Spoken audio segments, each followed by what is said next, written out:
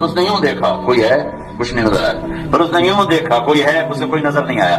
پھر اس نے بڑی ندامت سے یوں آسمان کی طرف دیکھا اور کہا اور کیا کہا، یا من لا تضرہ الذنوب ولا تنقصہ المغفرہ، اے وہ رب جو معاف کرنے سے گھٹتا نہیں اور عذاب دینے سے بڑھتا نہیں. میں نے ساری زندگی تیری نافرمانی کی، مجھے سب نے چھوڑ دیا ہے، میری بے بسی پہ رحم فرما.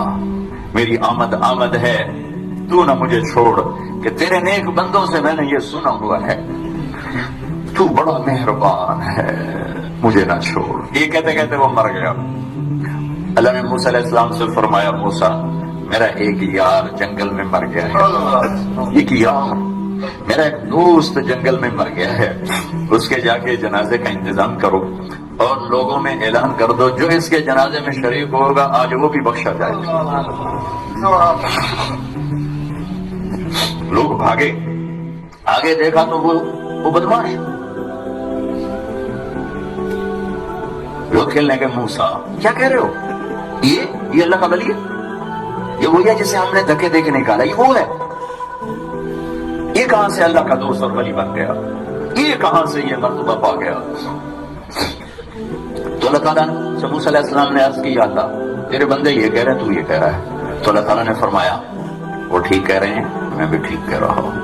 یہ ایسا ہی تھا جیسے یہ کہہ رہے ہیں، لیکن جب اس پر موت آئی، اس نے دائیں دیکھا اسے کوئی نظر نہ آیا، اس نے بائیں دیکھا اسے کوئی نظر نہ آیا، پھر اس نے بے بسی سے مجھے دیکھا، میری طرف متوجہ ہوا. موسیٰ دیکھو، موت کے وقت کی توبہ قبول نہیں ہوتی، موت کے وقت کی توبہ قبول نہیں ہوتی، پر اللہ جو چاہے کر دے.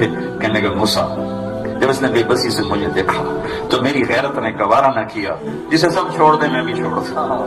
میری عزت کی قسم موسیٰ، اگر اس وقت یہ پوری دنیا کی مجھ سے بخشش مانگتا تو اس کے آنسوؤں کے طفیل میں پوری دنیا کو معاف کر دیتا. قارون جیسا مجرم زمین میں دھنس رہا تھا اور موسیٰ علیہ السلام کی منتیں کر رہا تھا، معاف کر دے معاف کر دے. اور موسیٰ علیہ السلام کہہ رہے تھے اور پکڑو معاف کر دے، کہتے اور پکڑو. جب وہ سارا زمین میں دھنس گیا تو موسیٰ علیہ السلام سے اللہ تعالیٰ نے فرمایا، موسیٰ بڑا مضبوط تھا تیرا دل، اتنی منتیں سن کر بھی تو نہ مانا. میری عزت کی قسم ایک دفعہ میری منت کرتا میں باہر نکال دیتا. تم پکارو تو صحیح، میں نہ آؤں تو پھر گلا دینا، میرے بنو تو صحیح، میرے بنو تو صحیح. حضرت عمر کے زمانے میں کویت گایا کرتا تھا، روٹی بناتا تھا، آواز بڑھاپا آ گیا، آواز ختم ہو گئی، لوگوں نے سننا چھوڑ دیا، روٹی بند ہو گئی.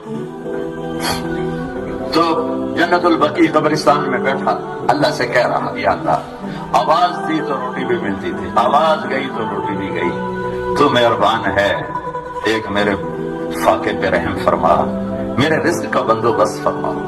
حضرت عمر رضی اللہ تعالیٰ عنہ مسجد میں سوئے ہوئے تھے تو ان کو خواب میں آواز آئی، میرا ایک بندہ بقیع میں مجھے پکار رہا ہے، اس کی مدد کو پہنچو اے عمر. عمر رضی اللہ تعالیٰ عنہ ایسا اٹھے، خوف زدہ، نہ سر پہ ٹوپی نہ پگڑی نہ پاؤں میں جوتا، دوڑ لگائی جنت البقیع کی طرف. وہ بڑے میاں ایک جھاڑی کے پیچھے بیٹھا اللہ سے باتیں کر رہا تھا. جب وہ تیزی سے اندر داخل ہوئے تو قدموں کی آہٹ، اس نے پیچھے مڑ کے دیکھا تو عمر، اس نے کہا آ گیا عمر کوڑا لے کر پٹائی کرنے. وہ بھاگا اٹھ گیا. تو اس عمر نے فرمایا رکو، میں خود نہیں آیا، بھیجا گیا ہوں. تو وہ کہنے لگا کس نے بھیجا ہے؟ کہا وہی جس سے باتیں کر رہے تھے اس نے بھیجا. تو اس کی ایک چیخ نکلی اور بیٹھ گیا. کہنے لگا میرے رب، ساری زندگی تجھے بھلایا، یاد کیا تو پیٹ کی وجہ سے کیا، اے اللہ، اور تو نے اس پر بھی لبیک کہا، اے اللہ مجھے معاف کر دے. اور اس کی چیخ نکلی اور جان نکل گئی. عمر رضی اللہ تعالیٰ عنہ نے خود اس کا جنازہ پڑھایا اور قبر میں اتارا. میرا ایک شاگرد ہے کراچی میں، اس کی مسجد کے ساتھ برابر ایک عورت لڑکیاں سپلائی کرتی تھی، غلیظ ترین قوم، گندا ترین دھندا. اس شاگرد نے میرے بیان کی کیسٹ اس کے بیٹے کو دی کہ بھئی یہ سن لو. پہلے دوستی لگائی پھر کیسٹ دی تھی.